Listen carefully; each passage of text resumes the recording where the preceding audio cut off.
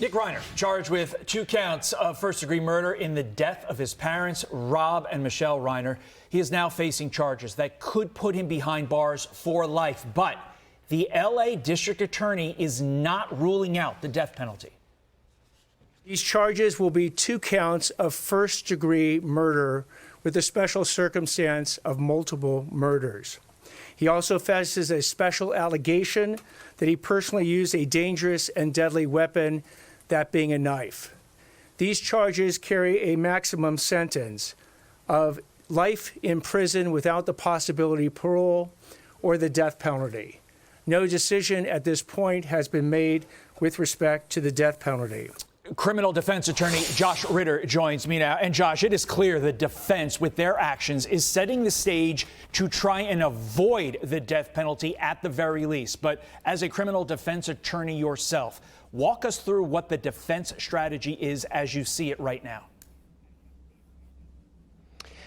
Well, this early on, it's hard to tell, but it does look like at least some sort of mental health defense is going to be at play here. He's being evaluated right now. It's unclear if that's strictly a mental health evaluation, but that was part of the reason that he missed out in court yesterday. He was not medically cleared. I think they're looking at his history. I think, the fact that he's struggled with substance abuse, mental illness, all of this is shaping up to perhaps play some role in their defense. A lot of it's going to depend, though, on a couple of things. One, the timing of the murder. How close in time was the murder to this argument that we heard about the night before at a party at Conan O'Brien's house? And also the circumstances of the murder itself. I mean, if some of the reports that we're hearing are true and they may have been murdered in their beds, it's a very different thing than whether or not this murder took place with any kind of elements of perhaps some sort of mutual combat or the idea that there was a struggle, that there might be a built-in self-defense argument.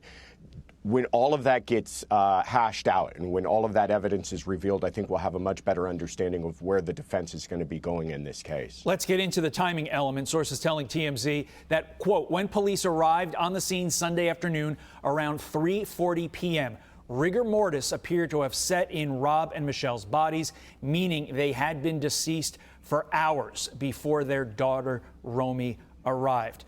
Let's dive into this a little bit more. Both sides have this information. How does the prosecution handle that? How does the defense handle that? The defense, I think, most importantly handles it by the idea that if this was closer, well, for the prosecution as well, again, how close can we put this death, the murders, to the last that we know that there was some sort of conflict taking place between Nick and his parents. And that just is going to build itself into more of an idea of was this in the heat of passion? Was there some sort of aggravating circumstance that might explain this, which is very different than some sort of cold-blooded, in the middle of the night murder taking place. And a lot of that's going to have to do with the coroner being able to place the time of death. And certainly now we're starting to understand that this looks like it may have taken place much more towards the evening, in the middle of the night type hours, then closer in time to when the bodies were actually discovered, placing it more in the afternoon or morning time. Josh, this seems like an open and shut case. I mean, I feel like you have this guy dead to rights.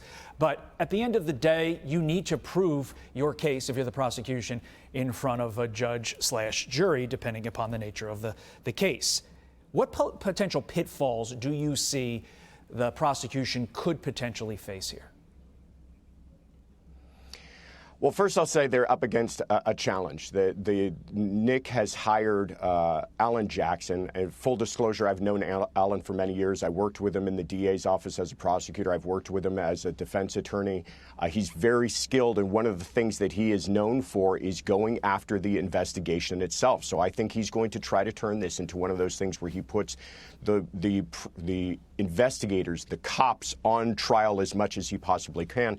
And that's why you saw them being, from the get-go, and that's just good police work, being very deliberate in what they were doing. They waited for warrants. They were making sure that they're crossing their T's, dotting their I's at every step of the way here. And I think that is going to be the most important part of this investigation, because to your point, it does seem like they have a lot of evidence, and it does seem like everything is pointing towards this murder being perpetrated by the son Nick Reiner. And so you don't want to fumble the ball, as it were, with all of this evidence and make some unforced error that causes problems down the road. Casting doubt on the investigation. It's a strategy I believe we saw one other time in the late 90s in another horrific stabbing case in Brentwood. Criminal defense attorney Josh Ritter, thank you for your time. Appreciate it. I'm Steve Ducey. I'm Brian Kilmeade. And I'm Ainsley Earhart. And click here to subscribe to the Fox News YouTube page to catch our hottest interviews and most compelling analysis.